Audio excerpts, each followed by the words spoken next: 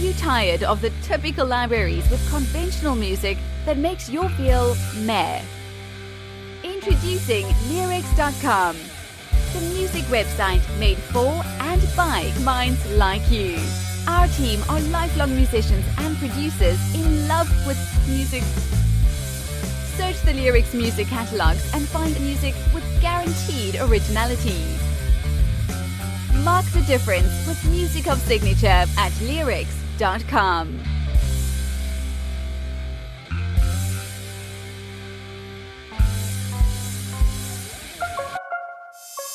One more shot at the end of the night. Get up and good, it'll be alright. Got a kitty in your sights. You'll never know unless you try. Only one.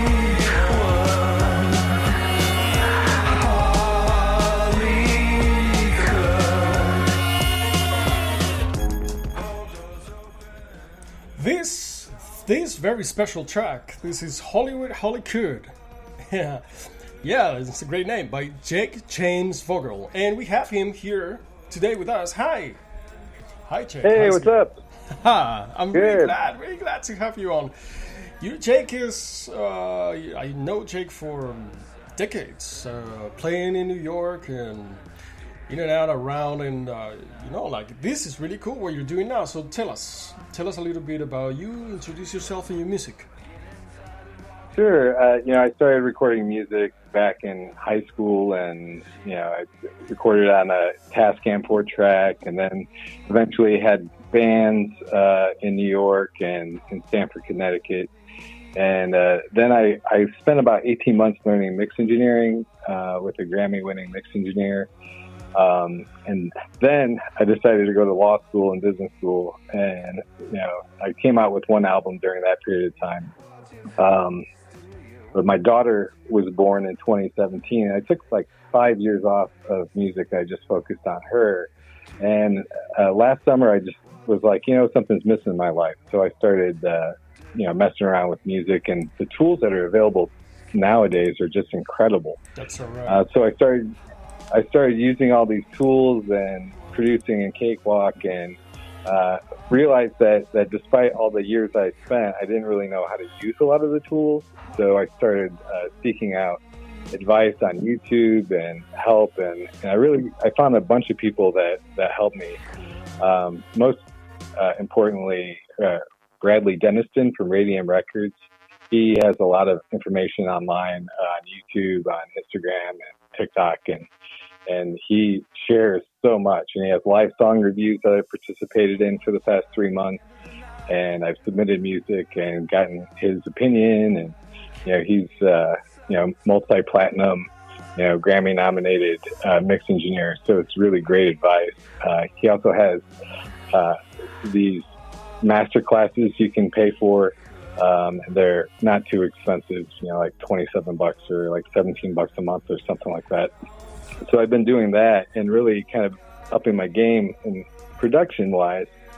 And this particular song was a part of his song creation challenge. So it's a 14-day challenge to go through his lessons and create a song as you're going through the lessons, and to use his techniques in songwriting and finding sounds and getting everything together. And it was so much fun. And then he has other challenges to push you outside of your comfort zone, like challenges you to do TikTok reels or Instagram reels, like stuff that I never really spent much time doing.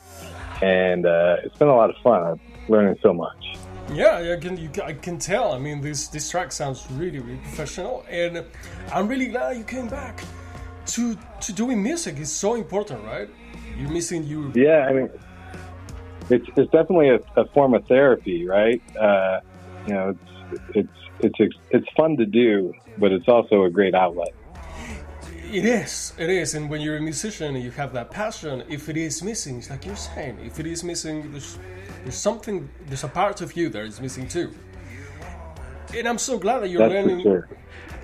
Yes, and I'm so glad that you're learning to produce yourself.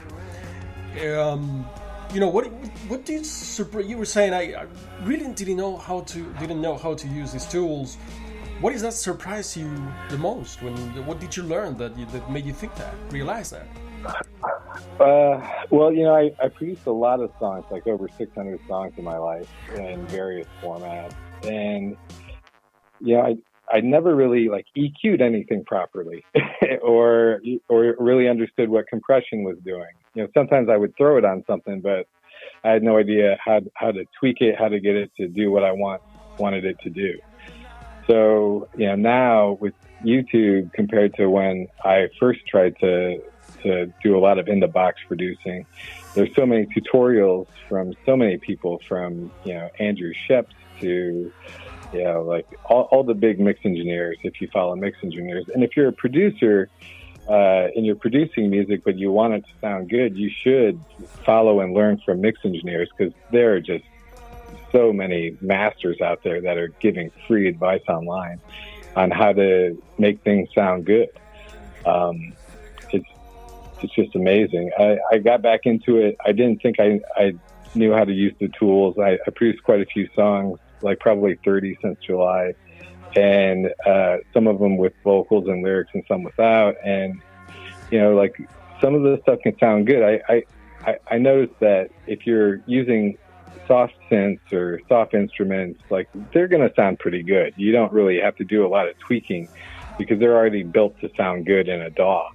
But if you're like recording a vocal or you're recording direct in with a bass or guitars, sometimes you really need to kind of tweak it. And sometimes the tools that are available in the DAW, like the amp simulators, are not all that great. So it really depends on the tools that you have available, and figuring out how to use those tools so you can make everything sound as good as possible.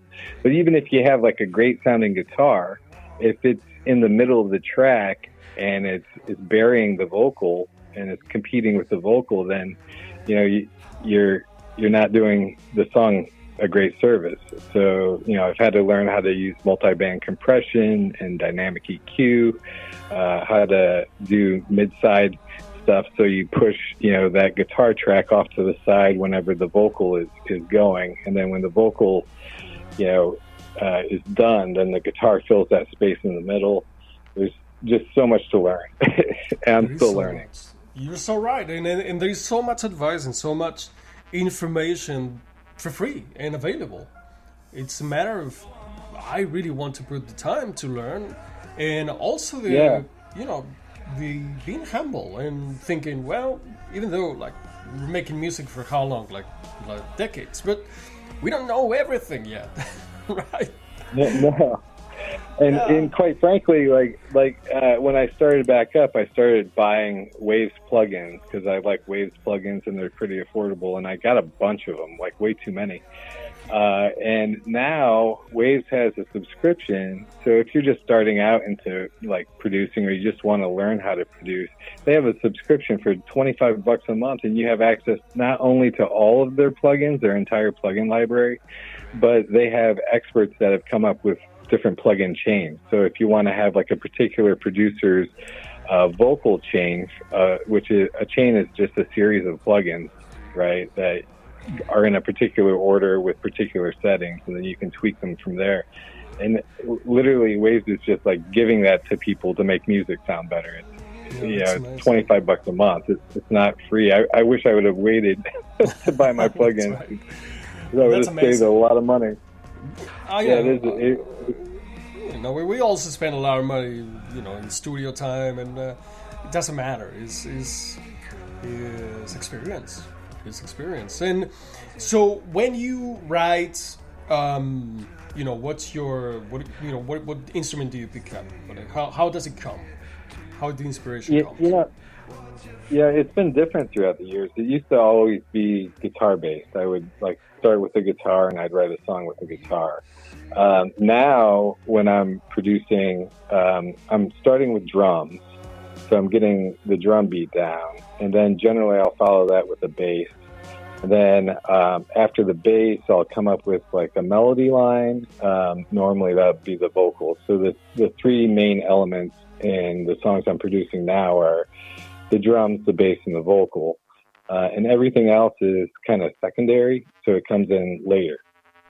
And it's just kind of like trying to find the sounds that you want to use for those elements past the vocals, and then figuring out where you can bring them in and out of the mix, so you can create the dynamics.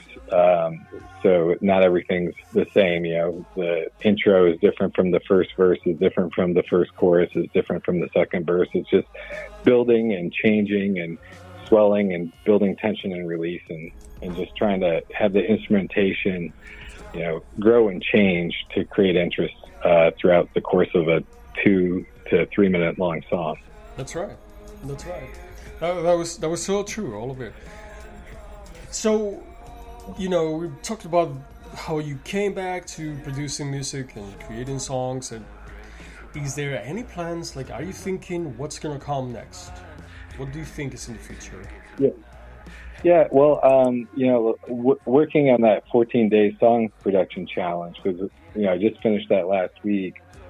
That was really exciting, but I got my song to a certain point, and I don't think I could get it any better, but I think that there was room for it to get better based on other things that I hear in the marketplace. So I actually hired Bradley Dennison to mix that song, and hopefully he'll have it, before the summer starts, but we'll see. And because sonically, everything that he mixes sounds so good to me, and he's been such an influence on me and such a help in my journey. So we'll see what he's able to do with the track to make it better. And then I am working currently on probably 7 songs, and every 2 weeks I have a couple guys. I live in Peachtree City, Georgia. A couple guys come over that I've met since I moved here, and we have music night, and we kind of work on stuff together, and some of it's like their stuff and some of it's stuff that we're doing together. So I have a bunch of stuff that it's nice to work on something, to set it aside, to work on something else. I like to create, right? So it's always fun to create, but then sometimes you have to go back and be like, what, that song was pretty good. I do need to work on that some more. I'm trying to finish things, but it's kind of hard to finish things. It is. But I think your heart is in the right place, and get a body of work together that you're satisfied with, right? That's the first. Yeah. I like it because it's the first step, and you're focused on finishing the first step. And so many times we're like, overwhelmed with everything that comes after. Well, okay, just finish the first step first. I like it. Yeah. Well, I'm fortunate that I don't need, to make income from my music. It'd be nice if I did, but currently, I'm a stay-at-home dad for the most part, working part-time a little bit. Been spending way too much time on music when I should be doing other stuff. Like my house is destroyed. Oh. Well, but, you get that time to do those things. Right now, you're completing something that is important to you, right? So. Well, yeah. I mean, it's addictive. You just want to keep working on it, keep improving it, keep making it better. You're challenging yourself. You're trying to comparing yourself against yourself, trying to become the best version of you, right? Absolutely. My goal this year is to produce a song that's better than anything I've produced before. That's my goal. And you will do it. And I think I'm on the way. So, I think I think it's always important to have a goal, a big goal. That's right. So then you can figure out the little steps that you have to take to obtain the big goal. That's right. And now we're in May. I got more than half of the year left. Well, I'll be really glad to hear the final version once you get it mastered. And I wish you that is everything that you expect it to be. All right, thank you, man. I really appreciate it. Yeah, I like it. I'm really glad that you're doing this music. I think it's very commendable. I love it. I mean, we need music, so it's tremendously important. Hey, All right. have you been working on any new tracks at all? Oh, but I have, yes. always. But now this is your time. This is your time today. Okay, all right. I'm sorry to put you on the spot. Oh no, I like it. No, we'll talk. But listen, the last question that I'd like to ask you is something I always like to ask. If you had advice for your younger self, right? What would you say? If I could advise my younger self, it depends on how far back I can go. But let's say I go back all the way to the beginning, right? If I could go all the way back to the beginning, I would tell my younger self to focus more on song structure. That's advice.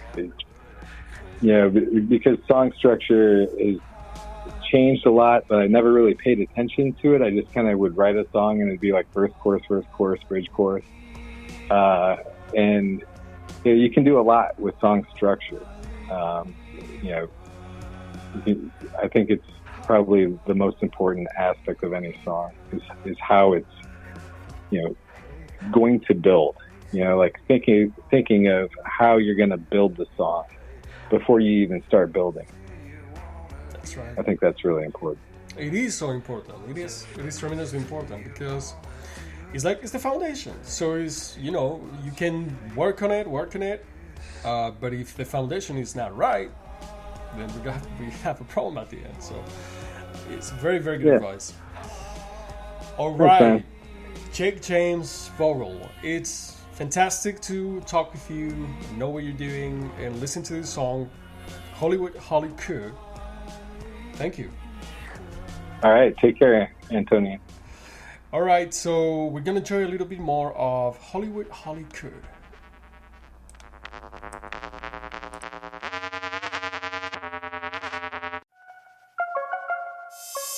One more shot at the end of the night. Get up and courage, it'll be alright. Got a kitty in your sights. You'll never know unless you try. Hollywood.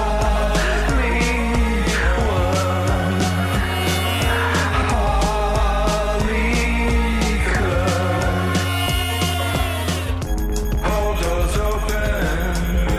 Don't stumble, don't fall. Gotta keep up. Good impressions.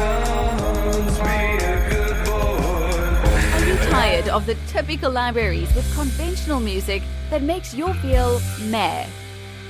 Introducing Leerecs.com, the music website made for and by minds like you. Our team are lifelong musicians and producers in love with music. Search the Leerecs music catalogs and find music with guaranteed originality. Mark the difference with music of signature at Leerecs.com.